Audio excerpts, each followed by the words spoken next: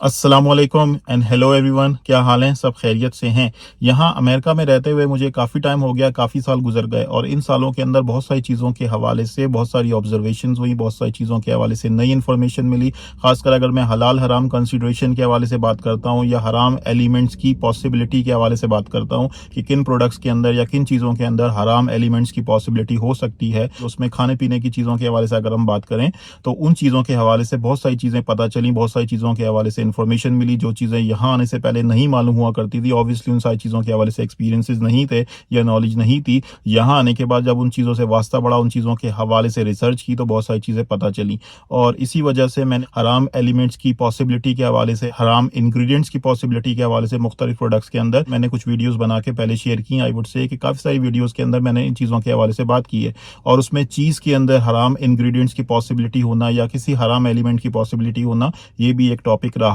है। अच्छा, आज इस वीडियो के अंदर बात करेंगे यहाँ के लोकल चेन्स हैं या यहाँ पे जो इंटरनेशनल चेन्स हैं, और उसमें से जो पिज़्ज़ा शॉप्स हैं, जो पिज़्ज़ा आउटलेट्स हैं, उनके हवाले से बात करेंगे। जो यहाँ पे रहते हैं, यूएसए के अंदर रहते हैं, हमारे स्टेट के अंदर रहते हैं या किसी छोटे शहर के अंदर रहते हैं जहाँ पे लोगों को बहुत ज़्यादा चीज़ों के हवाले से अवेयरनेस नहीं है, या तो उन्होंने खुद रिसर्च नहीं की या उनके जहन में ये चीज़ें नहीं आई, या उनमें से बहुत सारे लोग ऐसे भी हो सकते हैं जो बॉदर नहीं करते। अगर कोई बॉदर नहीं करते, इन सारी चीज़ों के हवाले से फ़िक्र नहीं है, उसके हवाले से तो मैं कमेंट नहीं कर सकता। लेकिन जो लोग बॉदर करते हैं, सोचते हैं और इस हवाले से फ़िक्र रखते हैं, और जो लोग यहाँ पे रहते हैं, खासकर नॉर्थ कैरोलिना के अंदर, हमारे शहर के अंदर, हमारे शहर के आस-पास रहते हैं या किसी छोटे शहर के अंदर रहते हैं जहाँ पे इन सारी चीज़ों के हवाले से अवेयरनेस नहीं है और लोगों को फ़िक्र रहती है कि यार हम खुद भी और अपने बच्चों को भी हराम चीज़ों से बचाएँ, हराम इंग्रीडिएंट्स की जहाँ पे पॉसिबिलिटी है उसको आइडेंटिफ़ाई करें और अपनी तसल्ली करने के बाद चीज़ों को इस्तेमाल करें। अच्छा, यहाँ यूएसए में रहते हुए, यूएस के छोटे शहरों में रहते हुए जिन लोगों ने डोमिनोज से, पापा जॉन से चीज़ पिज़्ज़ा लेके खाया है, पहले कभी भी खाया है या नॉर्मली वो लेके वहाँ से परचेज़ करते हैं, खुद भी खाते हैं, अपने फैमिली मेंबर्स को भी खिलाते हैं,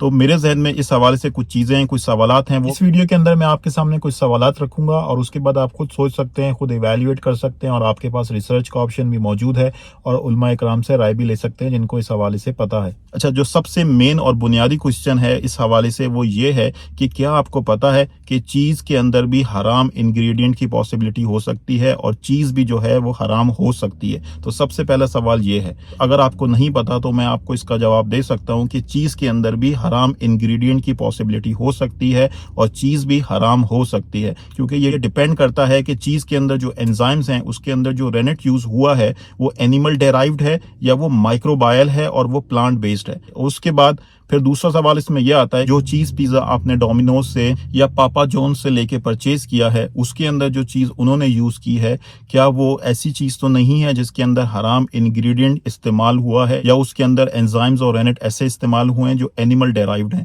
या फिर वो माइक्रोबायल हैं और प्लांट बेस्ड हैं? क्या आपने इस हवाले से उनसे सवाल पूछा है? क्या आपने इस हवाले से रिसर्च की है? क्या आपने इस हवाले से तसल्ली की है? चले, चीज़ के हवाले से भी लोगों ने सोच लिया, चीज़ के हवाले से भी लोगों ने मालूमात ले ली। उसके बाद जो अगली चीज़ है वो ये है कि जहाँ पे ये चीज़ पिज़्ज़ा बना है, जिस किचन के अंदर ये चीज़ पिज़्ज़ा बना है, क्या वहाँ पे और जो आइटम्स बन रहे हैं वो सारे हलाल आइटम्स हैं या वहाँ पे कोई हराम आइटम्स भी बन रहे हैं और हराम प्रोडक्ट्स भी वहाँ से बन के सेल हो रही हैं? क्योंकि नॉर्मली जो पिज़्ज़ा शॉप्स होती हैं, पिज़्ज़ा आउटलेट्स हैं, डोमिनोज की बात करें या पापा जॉन्स की बात करें, वहाँ पे मीट प्रोडक्ट्स भी बन रही हैं, यानी मीट पिज़्ज़ा हैं वो भी बन रहे हैं। उसमें पेपरोनी पिज़्ज़ा भी होगा, उसमें बेकन प्रोडक्ट्स भी हो सकती हैं, उसमें चिकन भी जो है वो हराम वाला यूज़ हुआ होगा या हो सकता है। तो क्या उस जगह के ऊपर अगर ये चीज़ पिज़्ज़ा बना है और उसी ओवन के अंदर बना है, तो क्या ये शक जहन में नहीं आता कि यार वो औजार या वो कटर जो यूज़ हुआ है पिज़्ज़ा को काटने में या उसको हैंडल करने में, उसकी हैंडलिंग में, तो वो जो कटर है या वो जो चीज़ें हैं, वो जो यूटेंसिल इस्तेमाल हुए हैं, क्या वो किसी हराम इंग्रेडिएंट के साथ, किसी हराम प्रोडक्ट के साथ टच तो नहीं हुए होंगे,